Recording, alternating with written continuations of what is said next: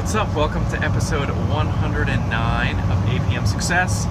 If you hear a little bit of background noise, I am riding shotgun in a 16-foot Penske truck as we drive all of our earthly possessions from Philadelphia to Portland, Oregon, as my wife has just wrapped up residency and we're going to be relocating to what I hear is the best coast. So any Portland listeners out there, drop me a line. Would love to grab a drink in town sometime. For this week's episode, we're going to be rehashing an oldie but goodie, discussing money mindsets and how to effectively and efficiently build wealth as a physician. As always, thank you for tuning in to this week's episode. Hope you enjoy.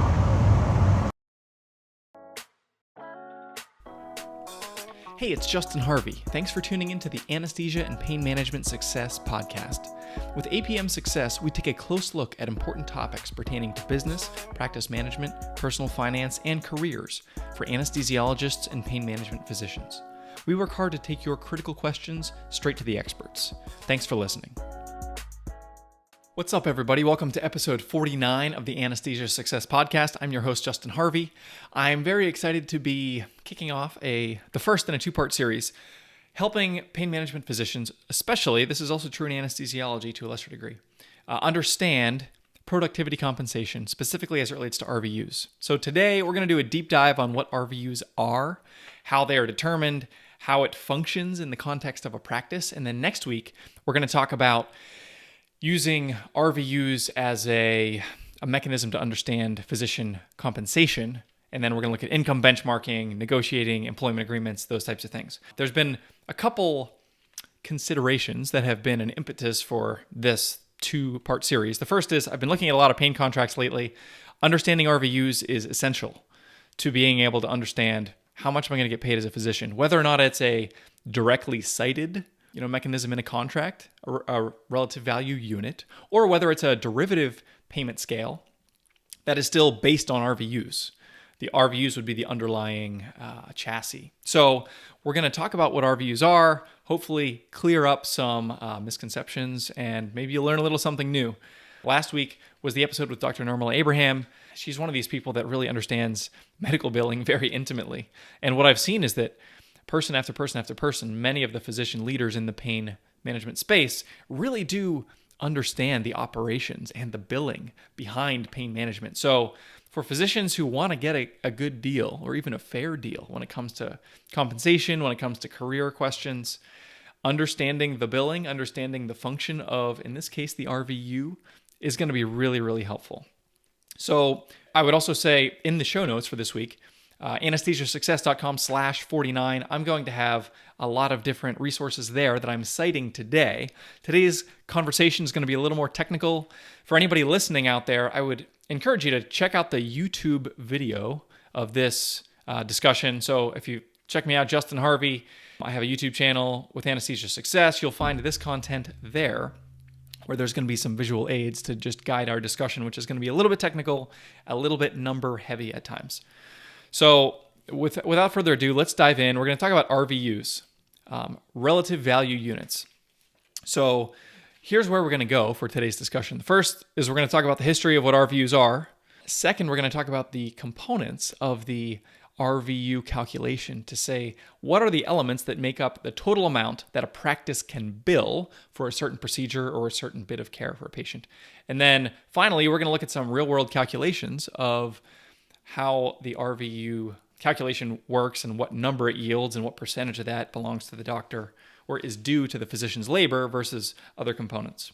And let me make a disclaimer at this point. I'm not a technical expert in medical billing.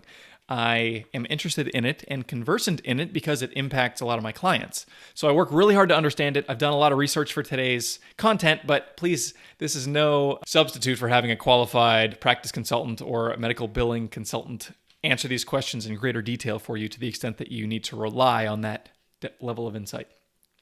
So the history of the RVU system. RVUs are maintained by CMS, the RVU system, by Center for Medicare and Medicaid Services. This was founded, the current format for the way RVUs work was started in 1992 as a way to value physician labor and other treatment costs associated with patient care. It was set up in conjunction with the AMA and a Harvard study that created this new system in which RVUs have a place.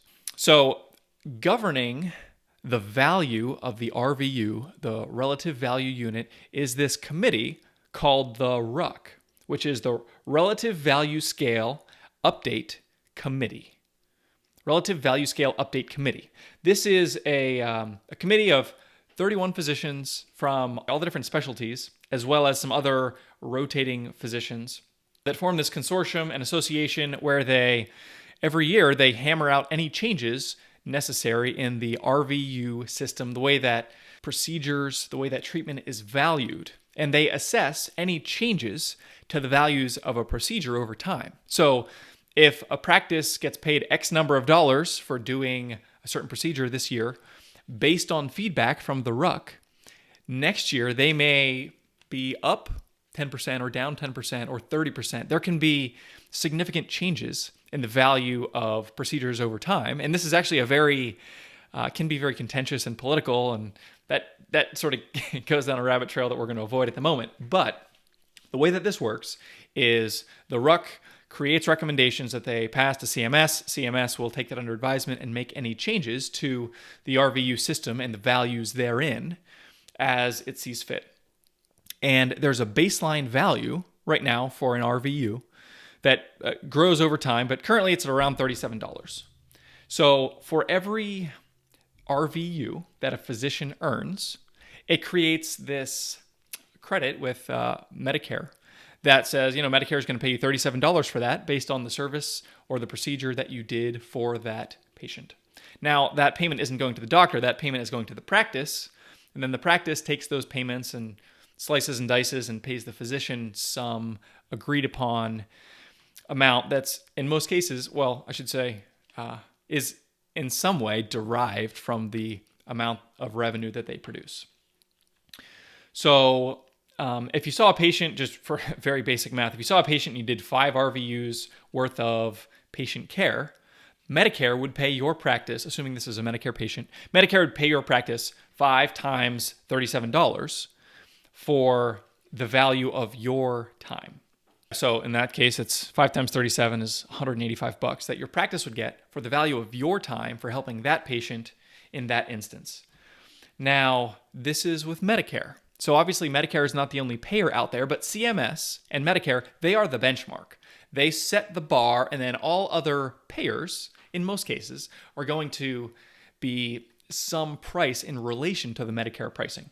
What we see is that commercial payers actually pay a premium in many cases, and there's a loose relationship between the more interventional the procedure, the higher the premium could be. Between $55 and $70 per RVU is what a commercial payer might pay for that same procedure. So if you ever heard the term payer mix, we want to understand what the payer mix is of a certain practice. We're talking about what percentage of patients utilizing a practice's services are Medicare or Medicaid versus commercial payers, or maybe workers' comp. Each of those payers is going to have its own level of reimbursement based on the benchmark rate of that $37 per RVU that's set by Medicare. So I'm talking about RVUs in general. There's a couple different types of RVUs, so let's get more specific.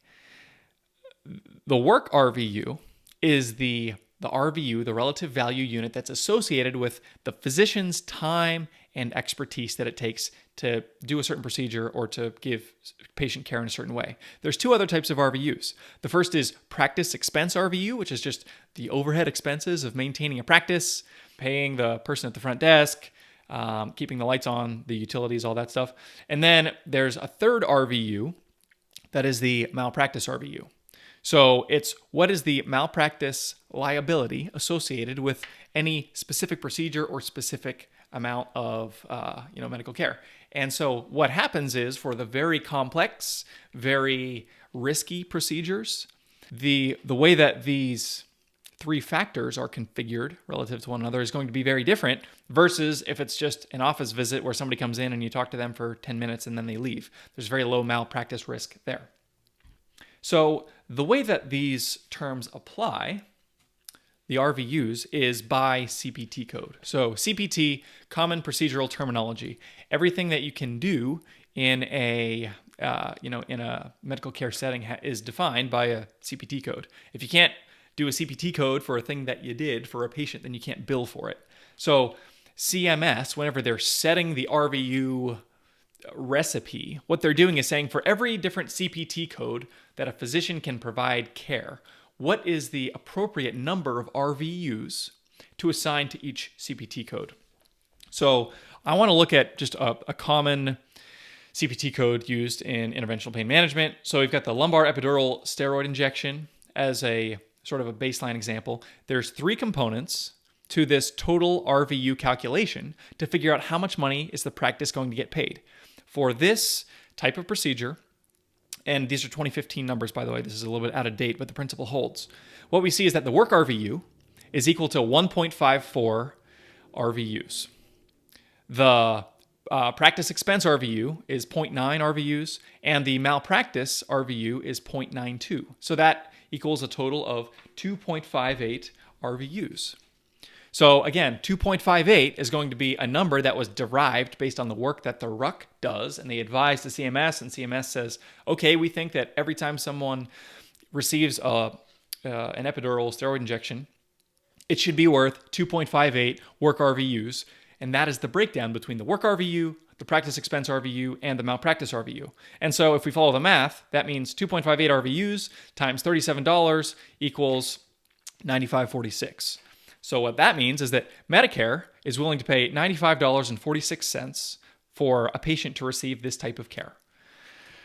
And so that is the baseline, the benchmark, the amount from which all other payers are going to evaluate how much they're willing to pay for that same procedure. So if we take a commercial payer, and I just made these numbers up because it's going to vary based on a number of different factors, but if a commercial payer pays some margin above what Medicare is willing to pay, you can see how big this difference is, where it's that same 2.58 RVUs, but maybe they're paying $61 per RVU rather than the baseline 37, and that equals $157. So a practice who's doing these types of patients with the commercial payer is going to be reimbursed at a higher level than someone who's doing primarily Medicaid. So one thing to note is that, and I mentioned this before, but I just want to circle back, the higher the amount of complexity, the higher the amount of technical expertise required, the higher the RVU is going to be. So obviously this work RVU 1.54, that means that in order to do an epidural steroid injection, there's not a ton of expertise required compared to some other more complex procedures that a physician might do. If they're doing something more complex that takes a longer time, that takes more specific training, that number could be much higher. So that is the beginning of how this RVU calculation works. Now there's one more element that I want to introduce, and it's called the Geographic Practice Cost Index. So each RVU, the work RVU, the practice expense RVU, and the malpractice RVU has its own GPCI coefficient. What this means is that if you're practicing in, Manhattan, there's a different set of variables as far as how much the physician's labor is worth, how much it's going to cost you from a practice expense standpoint to be able to maintain care, and what the malpractice liability is. If you're in a part of the country where every third person is an attorney and it's very, very litigious, the malpractice coefficient for RVUs is much higher. So this is a baseline example that we talked about before, the lumbar epidural steroid injection, 62,311. This is the baseline numbers for if every one of these, the GPCI coefficients equals 1. This is the baseline. This changes based on geographic locale, and each of these variables is going to change independently. They're not necessarily all linked. Like in New York, everything is more expensive, but it's not necessarily the same ratio more expensive than each of these for each of these different categories. Ironically, the work RVU changes very, very little. So between New York or Des Moines, Iowa, or somewhere in the Midwest, the work RVU moves between a pretty narrow band. Whereas for practice expense and for malpractice, we can see it move multiples. So there's a much bigger swing.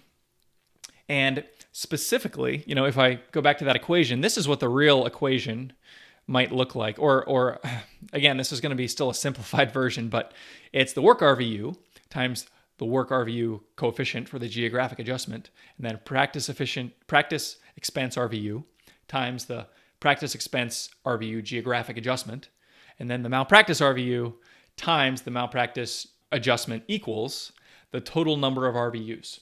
And so what we see, if we go back to our baseline example, where if you're doing this epidural steroid injection at a place where the GPCI is neutral and it's 1 all the way across the board, and that's 2.58 RVUs, if you're doing that same procedure in Manhattan, each of these different RVU amounts are going to be different. So if we're looking at Manhattan here, and we're comparing that to the original, and again, I made these numbers up. This doesn't necessarily hold to the 2015 schedule for the GPCI relationship, but the point is, the work RVUs don't move that much. They move a little bit, but not a ton. And then the big difference in reimbursement is going to come from practice expense and malpractice. They may be a multiple of what you're seeing at baseline. And so the result is a practice in Manhattan is going to get, credit for 5.5 RVUs, where somewhere in, central Pennsylvania might only be 2.5 RVUs. So that's how the RVUs vary based on geographic locale. Now, I'm taking a very simple example for something that's only a couple RVUs.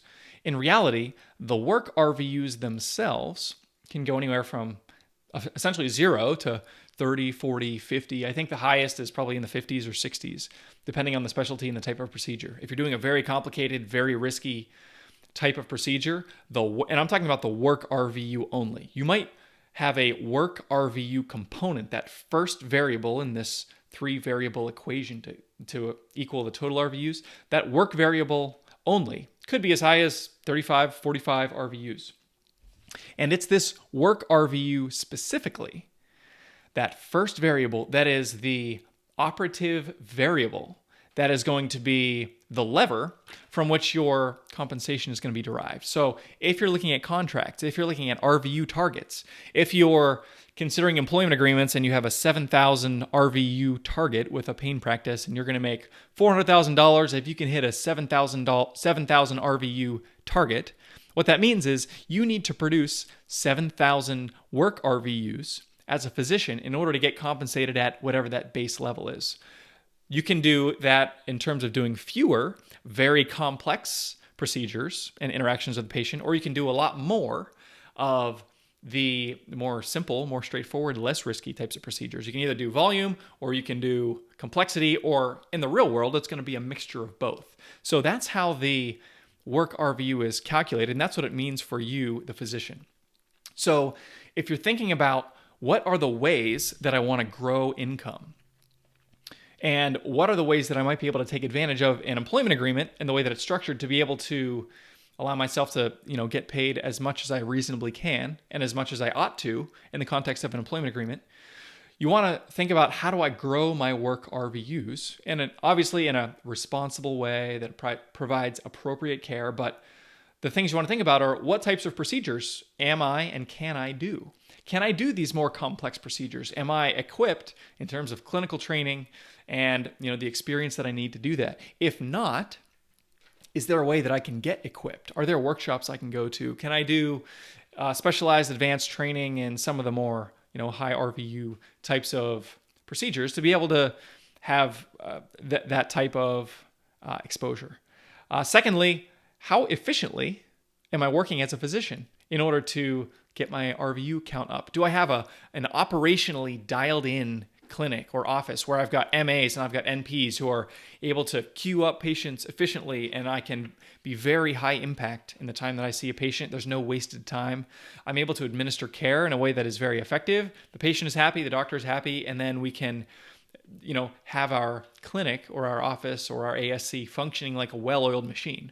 Or are there patients queued up and you're getting stuck in interactions where the patient isn't happy and you're not happy because you're, spending 90 minutes talking with Mrs. Jones who whatever has some pain in their big toe, and you don't have the operational efficiency that you need in order to generate more work RVUs.